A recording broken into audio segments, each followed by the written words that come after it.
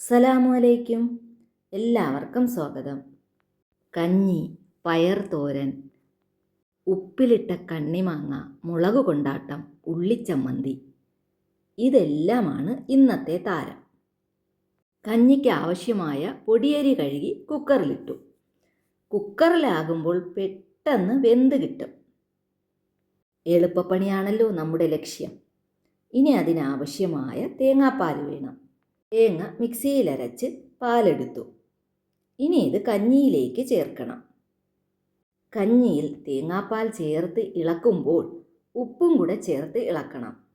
അരി വേവിച്ചപ്പോൾ ഉപ്പിട്ടാണ് വേവിച്ചത്. കഞ്ഞിക്ക് കട്ടി കൂടുതലാണെങ്കിൽ അല്പം വെള്ളവും ചേർക്കാം. ചൂടുവെള്ളം ചേർക്കണം. ഇനി നമുക്ക് തൈര് മുളക് റെഡിയാക്കാം. മുളക് കൊണ്ടാട്ടം എന്നും പറയാം. എണ്ണയിലിട്ട് ചൂടാക്കി. ഉള്ളിച്ചമ്മന്തി റെഡിയാക്കാൻ കൊച്ചുള്ളി, വറ്റൽമുളക്, പുളി, ഉപ്പ് ഇത് ചേർത്ത് നമുക്ക് നല്ലപോലെ ചൂടാക്കാം.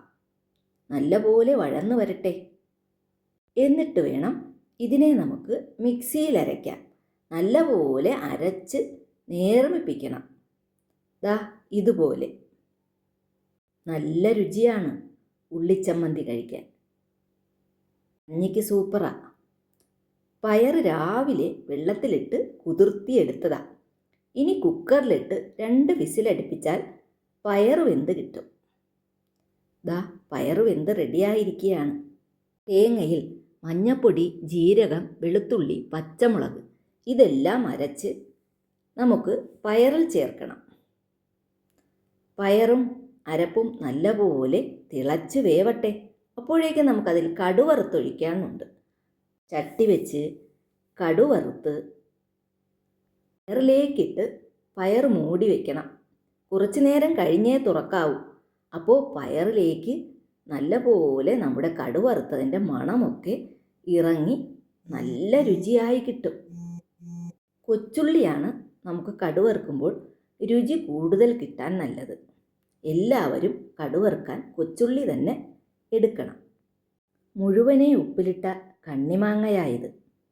നല്ല പോലെ ഉപ്പൊക്കെ പിടിച്ച് പരുവത്തിനായിട്ടുണ്ട്.